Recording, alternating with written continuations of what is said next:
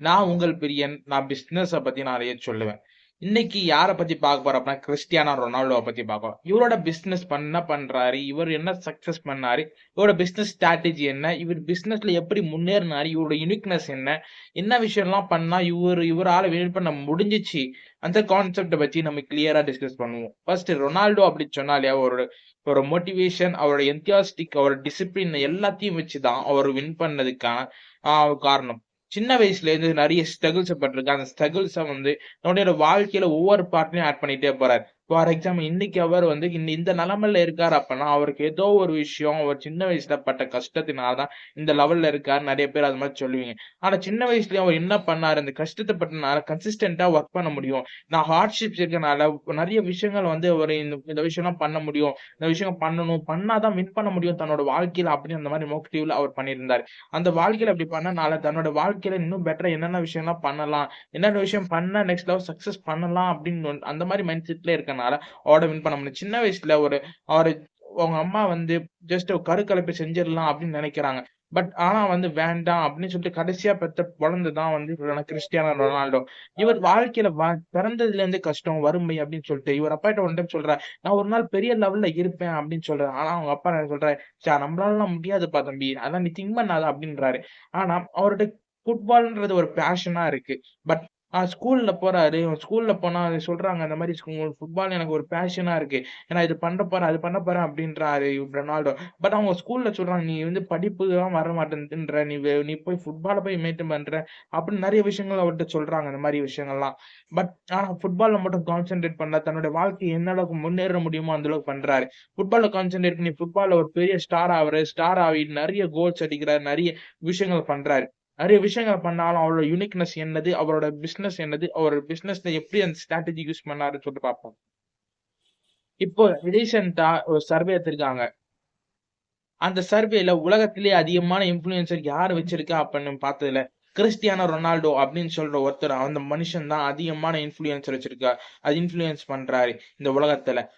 மக்கள் அதிகமா பின்பற்றதும் அவர் தான் பண்றாங்க. ஏன் அப்படின்னா, அவரோட வாழ்க்கையில டிசிப்ளினும், ஒரு கன்சிஸ்டன்ட்டும் அந்த மாரி இருந்துச்சு சொல்றாங்க. அந்த கன்சிஸ்டன்சி எப்படி இருந்துச்சு அப்படின்னா, மத்த பிளேயர் எல்லாருமே வந்து என்ன பண்ணுவாங்க அப்படின்னா, மத்த ப்ராடக்ட்ட வந்து பிராண்டோ வந்து குடுப்பாங்க. ஐ மீன் மத்த பொருள வந்து அவங்க கன்சியூம் பண்ணவே மாட்டாங்க. ஃபார் எக்ஸாம்பிள் ஒரு பெப்சி ப்ராடக்ட் வந்து ப்ரொமோட் பண்றாங்க அப்படின்னா, அந்த பெப்சி ப்ராடக்ட்ட வந்து அவங்க கன்சியூம் பண்ண மாட்டாங்க.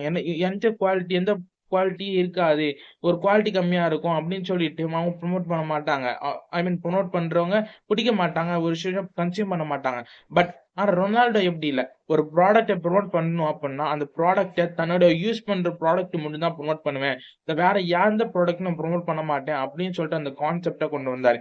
இப்படி கொண்டு வந்தனால மக்களுக்கு நான் ட்ரஸ்ட்ட மட்டும் தான் தருவேன். ட்ரஸ்ட் குடுக்கறனால அவரோட பிராண்ட்ல ட்ரஸ்ட் இருக்கு. அந்த ட்ரஸ்ட் இருக்கனால தன்னுடைய வாழ்க்கை மட்டும் ட்ரஸ்ட் இருக்கனால மக்கள் அதுக்கு இன்னும் ஒரு பிராண்ட இன்கிரீஸ் பண்ணாங்க. அதே மாரி CR7 சொல்லிட்டு தண்ணி வாட்டர் கேன் அவர் குடிக்கிற வாட்டர் கேன் தான் மக்களுக்கும் குடுக்குறாரு. அப்படி குடுக்கறனால அவர் மக்கள் நம்பகத்தன்மை அதிகமாகுது. நம்பகத்தன்மை அதிகமாகறனால மக்கள் வந்து அதிகமா வாங்குறாங்க. அப்படி வாங்குறனால கன்சியூமர் வந்து அதிகமா பிரிஃபர் பண்றதுனால ஒரு பிராண்டோட லெவலும் கொஞ்சம் அதிகமாகுது. பெர்சனல் பிராண்டிங் இருக்கனால கூட கொஞ்சம் லெவல் வந்து இன்கிரீஸ் ஆயிட்டே போகுது. சரி, ஓகே, ஃபைன். இப்படி பிசினஸ் அது மட்டும் தான் ஸ்ட்ராட்டஜி இம்ப்ளிமெண்ட் பண்ணாரா அப்படின்னு நினைச்சீங்க அப்படின்னா அது மட்டும் கிடையாது. நிறைய சொசைட்டி கொடுக்குறாரு. நிறைய விஷயங்கள் ஏழைங்களுக்கு கொடுக்குறாரு. நிறைய விஷயங்கள் சொசைட்டிக்கு பண்றதுனால அவரோட மதிப்பு இன்னும் அதிகமாயிட்டே போயிட்டு இருக்கு. அப்படி அது மதிப்பு அதிகமா போயிட்டே இருக்கனால அதிகமான மக்கள் எதிர்பார்க்கறதுனால அவரோட ஃபுல்ஃபில்மெண்ட்டும் அதிகமாவே இருக்கு.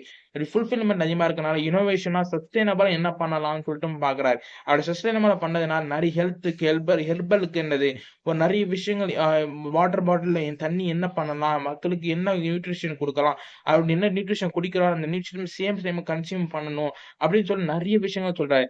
மோட்டிவேஷனா நிறைய விஷயங்கள் பண்றதுனால மக்கள் இன்னமும் கிறிஸ்டியானோ ரொனால்டோ மேல அளப்பரியந்த அன்பு, அவரு பண்ற விஷயங்கள் எல்லாமே மத்தவங்க மோட்டிவேட்டிங்கா இருக்கு. எப்படி ஒரு சாதாரண மனுஷனா இருந்து ஒரு 15 வயசுல மெஸ்ஸி, மத்த பிளேயர்ஸ் எல்லாமே ஒரு ப்ரொஃபஷனல் லெவல் கிரிக்கெட் ஃபுட்பால் பிளேயரா இருந்திருக்காங்க. பட் அந்த டைம்ல அவர் கூட ஸ்டார்ட் கூட பண்ணல. அவர் ப்ரொஃபஷனல் லெவல்ல பிளேயர் ஆவறதுக்கு ஒண்ணுமே இல்ல. அவர் ஜஸ்ட் ரோட்ல கிளீன் பண்ணிட்டு இருந்தாரு. ஆனா கிளீன் பண்ற ஒரு மனுஷனால எப்படி இந்த அளவுக்கு முன்னேற முடியும்? ஜீரோல இருந்து ஒருத்தனை எப்படி முன்னேற முடியும்? அப்படி எப்படி முன்னேறினா அப்படின்னு சொல்லிட்டு இந்த உலகம் எதிர்பார்க்கறனால, ஜீரோல இருந்து ஒரு மனுஷன் முன்னேறினதுனால அதனால தான் இந்த அளவுக்கு நம்ம கிறிஸ்டியானோ ரொனால்டோவை பத்தி பேசுறோம். இல்லன்னா அது வேற எப்படி நம்ம பேசுவோம்? கிறிஸ்டியானோ ரொனால்டோ அப்படின்னு பேரு கேட்டாலே நம்ம என்ன நினைப்போம்? இந்த மாரி மக்களை இந்த மாரி இந்த லெவல்ல நம்ம போகணும் ஆசைப்படுற அளவுக்கு வந்திருக்காரு. எந்த லெவல்ல? நம்மள மாரி சாதாரண லெவல் தான். இப்போ அந்த பிசினஸை பூமாலேருந்து நெறைய பெரிய பெரிய டாப் பிராண்ட்ஸ் அவர்ட்ட கெஞ்சுறாங்க. இந்த மாரி எங்க பிராண்ட ப்ரமோட் பண்ணுங்க. பிராண்ட் அம்பாசிடரா இருங்க அப்டின்ட்டு. ஆனா ஏன் எல்லார பிராண்ட்லயும் அவரு ப்ரமோட் பண்ண முடியல, பண்ண மாட்டேன்னு சொல்றாரு. ஏன்னா, மக்களோட நல்லதுக்காக தான். அப்படி நல்லதுக்காக பண்றதுனால அவரோட பிசினஸ் லெவல் இன்கிரீஸ் ஆவுது. சொசைட்டிக்கு ஏதோ கான்ட்ரிபியூட் பண்ணணுன்ற இன்கிரீஸ் ஆவுது. ட்ரஸ்ட் இன்கிரீஸ் பண்றனால அவரோட பிசினஸும் நெக்ஸ்ட் லெவலுக்கு போகுது. இப்படி அவங்க பிசினஸ ரன் பண்ணிட்டே இருந்து நெக்ஸ்ட் லெவலுக்கு கொண்டு போயிட்டே இருக்காரு. இதனால பிராண்ட் அம்பாசிடர் இன்கிரீஸ் ஆவறாங்க. தன்னுடைய வாழ்க்கைக்கு மெயினான மோட்டிவ் என்ன தெரியுமா? அவரோட மக்களுக்கு ஏதாவது கான்ட்ரிபியூட் பண்ணணும். கம்ப்ளீட் டிசிப்ளின் நான் குடுக்குறேன். இந்த டிசிப்ளின் நான் ரோட் மேப் குடுக்குறேன். இந்த நாளைக்கு நீங்க ஒரு நாளைக்கு தோல்வியோ, வெற்றியோ, அன்னைக்கு நான் அந்த பிராக்டிஸ நான் செஞ்சுட்டே தான் இருப்பேன். அந்த விஷயத்த நான் செஞ்சுட்டே தான் இருப்பேன். தன்னம்பிக்கையும், முயற்சியும் இருந்தா என்ன வேணா கைகூடும்னு சொல்லிட்டு ஒரு பெஸ்ட் எக்ஸாம்பிள் தான் கிறிஸ்டியானோ ரொனால்டோ. இவரோட வாழ்க்கைய நம்ம எடுத்து படித்து பார்த்தோம் அப்படின்னா, நம்ம லைஃப்க்கு ரொம்ப ரொம்ப இம்பார்ட்டன்ட்டா இருக்கும். இந்த மாரி பிசினஸ் லைஃப்ல மட்டும் இல்ல, தன்னோட பெர்சனல் லைஃப்லயும் எல்லா லைஃப்லயும் இம்ப்ரூவ் பண்ண மனுஷங்கள பத்தி பார்க்கணும் அப்படின்னு ஆச்சுன்னா, மறக்காம கமெண்ட் செக்ஷன்ல சொல்லுங்க. தன்னோட வாழ்க்கைய எப்படி பெர்சனல் பிராண்டிங்ல நெக்ஸ்ட் கொண்டு போறாருன்னு சொல்லிட்டு, அந்த டீட்டெயிலான ஒரு வீடியோ பெர்சனல் பிராண்டிங்க பத்தி வேணும் அப்படின்னு ஆசைப்பட்டீங்கன்னா, மறக்காம கமெண்ட் செக்ஷன்ல சொல்லுங்க. தேங்க் யூ ஃபார் வாட்சிங்.